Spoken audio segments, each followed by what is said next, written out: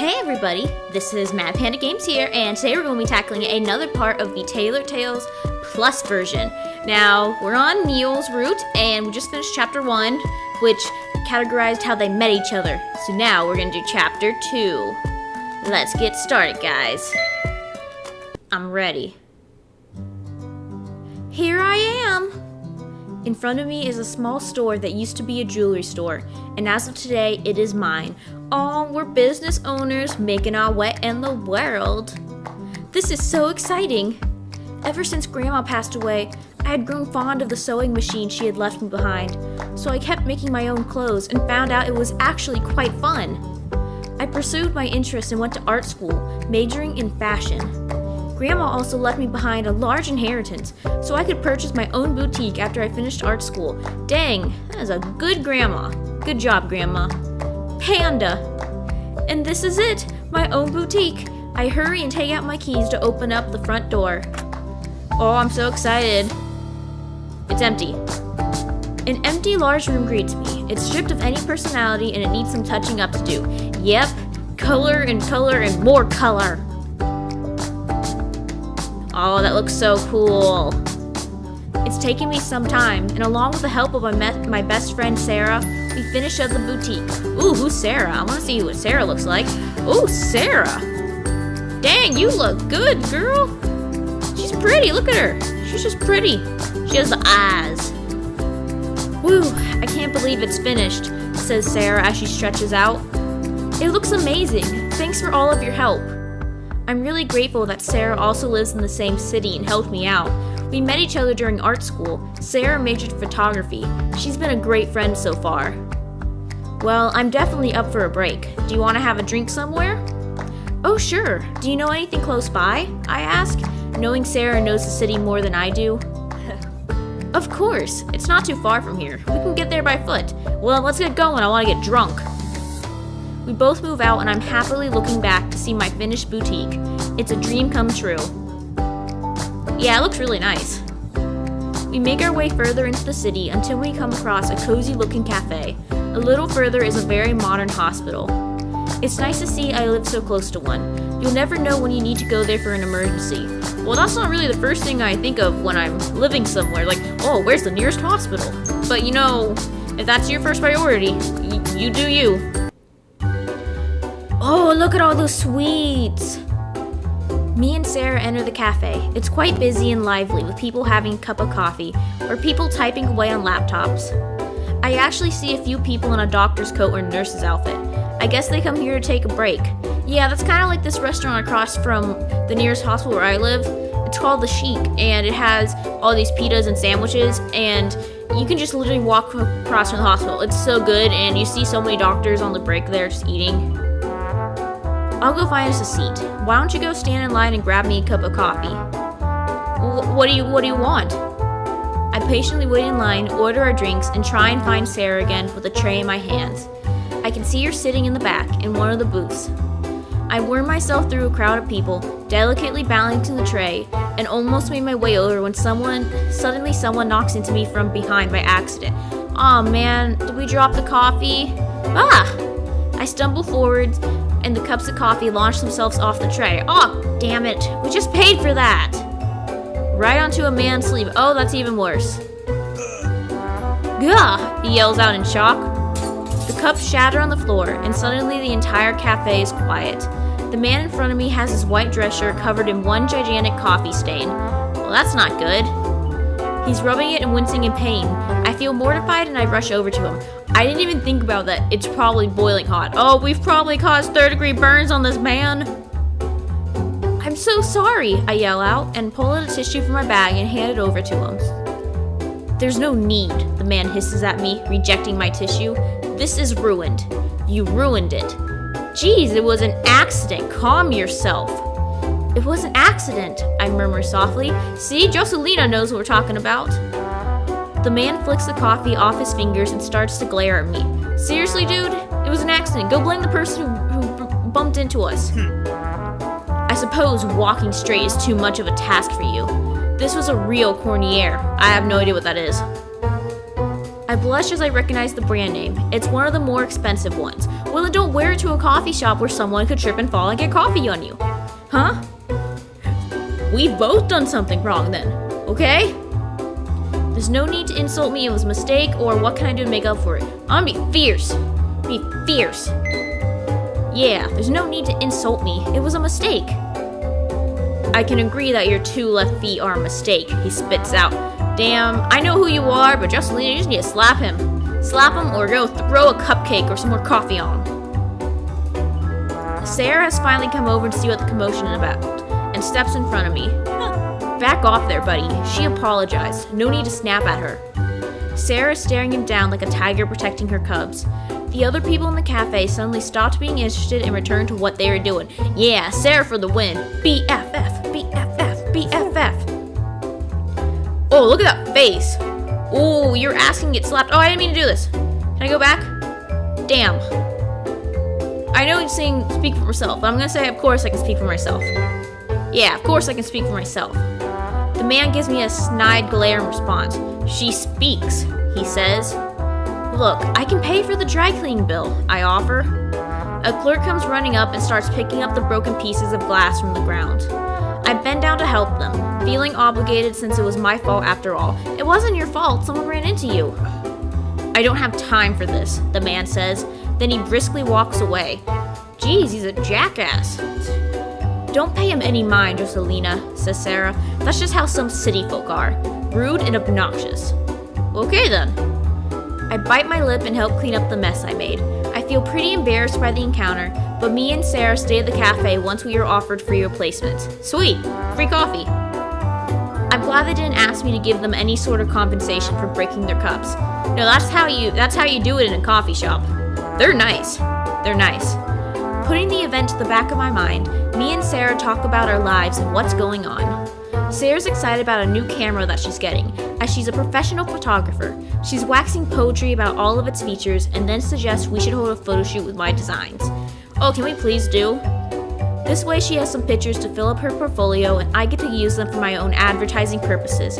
We both eagerly talk about the specifics of the photo shoot. However, no matter how much I try, I keep wondering about that man, as I do still feel guilty about spilling coffee all over him. He was pretty rude about it though. I guess city folk really are different. I don't know. Oh! Chapter 2's over. Okay.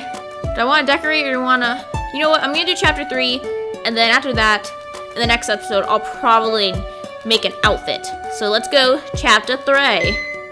Let's do this. This is the photo shoot? This is the photo shoot time? Things are going smoothly lately. My shop is finally getting some traction among the locals. It's not a huge milestone, but people are starting to stop and come by to see what all the fuss is about. Yay! As I'm folding some fabric, I suddenly hear the door open. It's a customer, rushing inside. Quickly, I head out to greet them with a smile. Who is it? Welcome! Oh, this can't be good.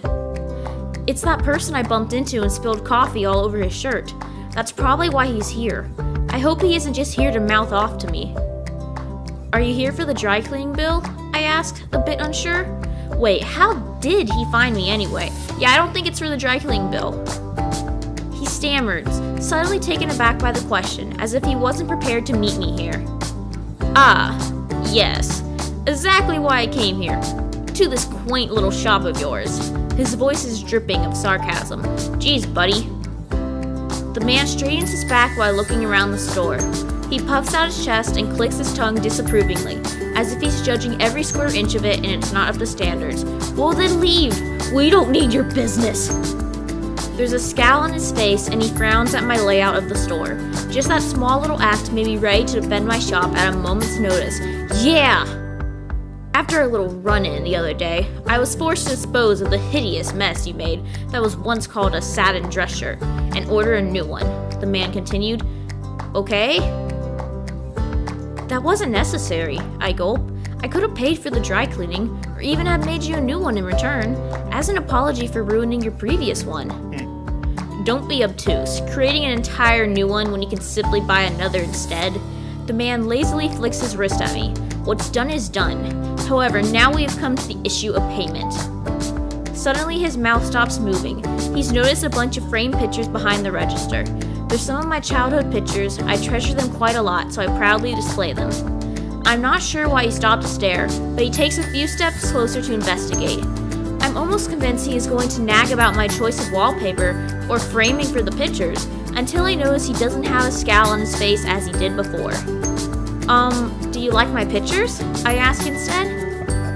That's not, I'm positive I recognize this boy.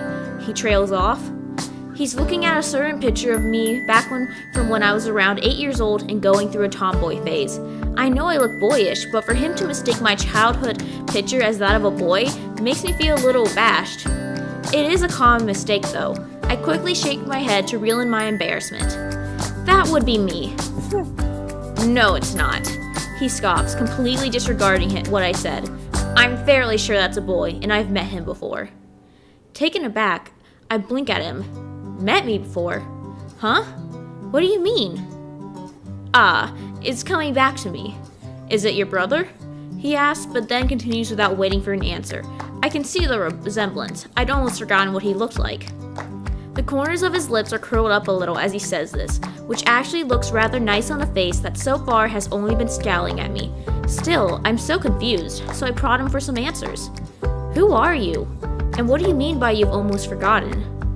Right, where are my manners? I must have left them behind with my ruined dress shirt. Seriously, we know. We're sorry. Get over it. The man brings a hand to his forehead, shaking a little. Then he looks straight at me, straightening his back and looking very impressed with himself. I'm Neil Forrester. You may recognize the last name. I do. Sarah told me some more about the hospital next to the cafe, that it was owned by the Forrester family. They seem to be quite rich, and looking at this person, I'm sure he grew up knowing nothing but riches. I didn't realize this was their son. What's someone like him doing in my shop? And you are? Oh right, I'm Celianna Hearth. And your brother? He asked, And your brother? He asked, not much caring for my own name apparently. He's looking at the picture again. I huff. That's not my brother. I already told you that's me. From back when I was about 8 years old. Neil looks at the picture, then back at me, then back at the picture. His face turns into a grimace. You lie. In no way does that look like a little girl to me. I feel slighted with the way he accuses me of lying, while at the same time also insinuating that I'm actually a boy, that I can feel my cheeks start to redden. Tell him to get his eyes checked. Perhaps you need to have your eyes checked then, because I'm very certain that's me in the picture, and I'm not a boy. Not possible, he says. I'm sure of it. We spent the entire night together at the playground until some police officers chased us off. Suddenly it clicks in my head. The purple hair, those golden eyes, Neil was that little boy from years ago. The one that I met at the playground who had run away from his parents. This was years ago. I had basically forgotten all about it. Wait, I remember you now, I say with a laugh. You're that boy that ran away from his parents because they made you study and wear proper clothing. I feel my anger melt away as a wave of nostalgia hits me instead. How do you? Neil stops. Oh gosh, you're too close. He leans closer to me and narrows his eyes, studying my face with such intensity that I avert my eyes out of embarrassment. I've never had someone look at me like that before. Sorry about my mother calling your parents over that time. Then again, it was the right thing to do. We were young, I say, still trying to avoid his piercing gaze. At the sudden realization, the color drains from Neil's face. Yeah, you thought it was a boy, huh? You? He asked in a small voice. Yes, that was me, I answered with a smile, daring to look straight at him again. Such a coincidence. Nice to see you all grown up now. I'd have never imagined that kid was the son of the Forresters. Neil's face scrunches up in disgust. There's a scowl on his face, like he's been smelling something foul.